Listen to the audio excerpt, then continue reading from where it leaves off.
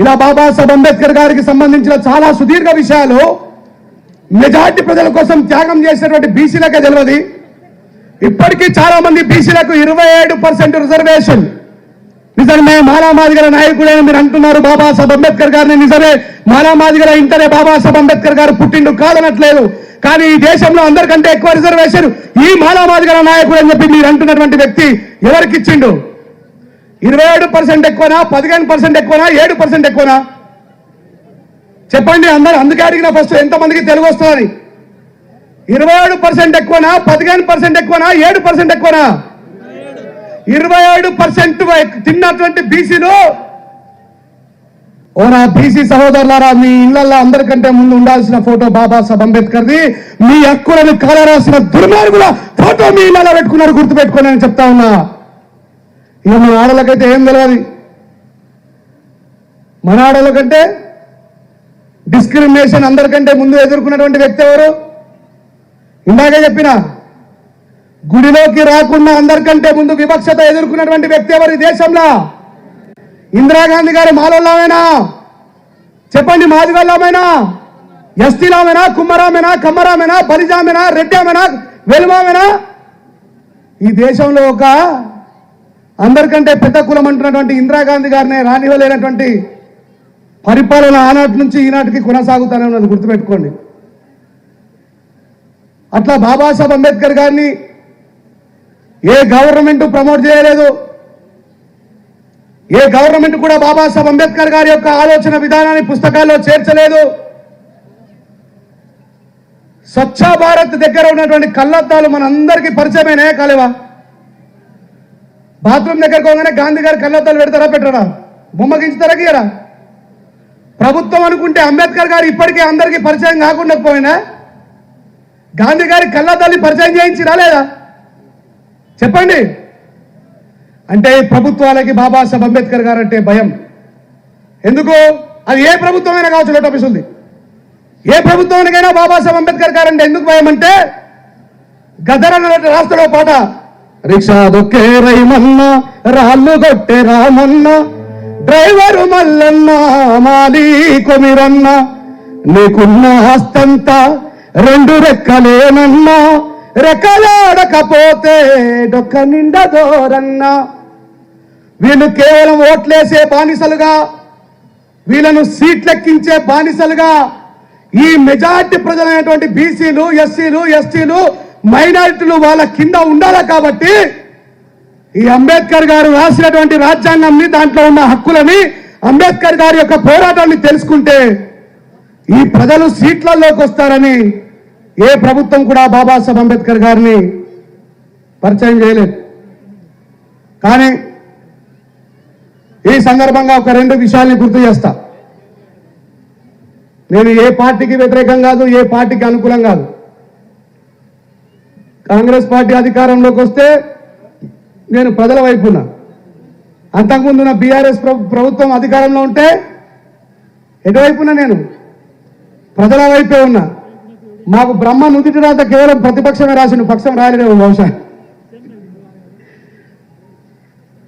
అలాంటి బాబాసాహెబ్ అంబేద్కర్ గారి యొక్క చరిత్రని మన తెలంగాణలో నిలిపినటువంటి గౌరవ మాజీ ముఖ్యమంత్రి కేసీఆర్ గారికి నిజంగా హృదయపూర్వకమైనటువంటి అభినందనలు తెలియజేస్తా ఉన్నా. ఈ సందర్భంగా 50 సార్లు అంబేద్కర్ గారు పేరు తీసుకుంటే సపోర్ట్ కొట్టలేరు, కానీ ఒక్కసారి కేసీఆర్ గారి పేరు తీసుకోగానే సపోర్ట్ కొట్టారు. అమ్మో, నిజంగా ఈ విషయాన్ని గర్వంగా ప్రకటించుకోవాల్సిందే.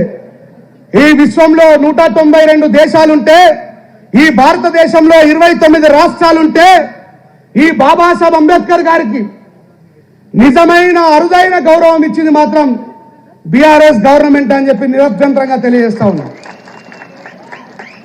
ఇక మన తర్వాత జగన్ పెట్టినా పెట్టలేడా? సెకండ్ అయింది. ఇక తర్వాత ఎవడన్ని పెట్టినా 3rd, 4th, 5th ఏమైనా కావచ్చు. కానీ ఈ ఒక్క విషయంలో మాత్రం నేను కేసీఆర్ గారికి నిజంగా గట్టిగా జైభీములు తెలియజేస్తా ఉన్నాను. అదే టైంలో ఇంకో మాట గుర్తు చేస్తా. ఉమ్మడి ఆంధ్రప్రదేశ్ ఉన్నప్పుడు దివంగత ముఖ్యమంత్రి గారు రాజశేఖర రెడ్డి గారు మరణించిన తర్వాత కిరణ్ కుమార్ రెడ్డి గారు ఉన్నప్పుడు కవితా మేడం ఒక ఛాలెంజ్ చేసింది. నేను అప్పుడప్పుడు కవితా మేడం వాళ్ళ ఇంటి దగ్గర కనిపించటోని.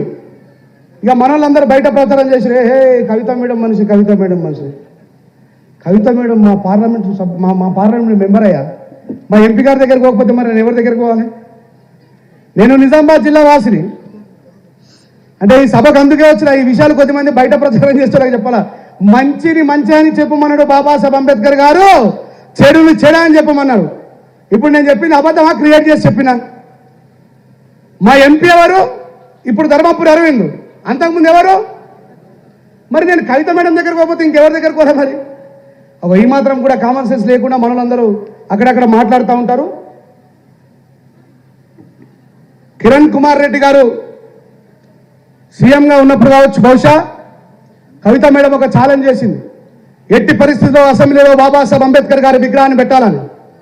ఇంకా అప్పటికి వాళ్ళు ప్రభుత్వంలోకి రాలేదు. అంటే ఇచ్చిన మాటను తప్పకుండా పోరాడి అసెంబ్లీలో బాబాసాహెబ్ అంబేద్కర్ గారి విగ్రహాన్ని పెట్టినటువంటి ఘనత కూడా కవిత మేడంకు దక్కుతుంది. ఈ సందర్భంగా ఆమె కూడా కృతజ్ఞతలు. ఇలా బాబాసాహెబ్ అంబేద్కర్ గారిని గౌరవించుకుంటూ ముందుకు పోవాలని ఈ సందర్భంగా ప్రస్తుత ముఖ్యమంత్రి రేవంత్ రెడ్డి గారికి కూడా నేను, ఎందుకంటే పెద్ద పెద్ద ఛానళ్ళ నుంచి పోతుంది కాబట్టి చెప్తున్నా,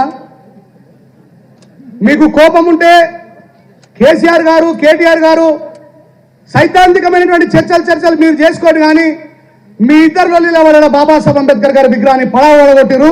దయచేసి గౌరవ ముఖ్యమంత్రి గారు ఇమ్మీడియట్ గా మీరు దానికి రక్షణ కల్పించాలి, ముందున్నటువంటి శోభాయమైనటువంటి వ్యవస్థను తెలియజేయాలని చెప్పి చెప్తా ఉన్నా. లాస్ట్ టైం April 14కు తొందరగానే మీకు వీలైతే బీఆర్ఎస్ గవర్నమెంట్ కంటే ఎక్కువగా మంచి అభివృద్ధి, మంచి పనులు బాబాసాహెబ్ అంబేద్కర్ గారి ఆ ప్రాంతంలో చేసి మీ చిత్తశుద్ధిని నిరూపించుకోవాలని చెప్పేసి కోరుకుంటూ, మరి ఈరోజు తాండాలలో మొదలైనటువంటి ఈ విప్లవాన్ని దాస్ నాయక్ తాండా కాదు, ఇది దాస్య విముక్తి తాండా అనేటువంటి విషయాన్ని గుర్తుపెట్టుకోండి. ఇక మీ జీవితాల్లోకి బాబాసాహెబ్ అంబేద్కర్ గారు ప్రవేశిస్తే మీ జీవితాలు మారిపోతాయి, మన భాష మారిపోతుంది, మన విద్య మారిపోతుంది, మన విధానాలు మారిపోతాయి.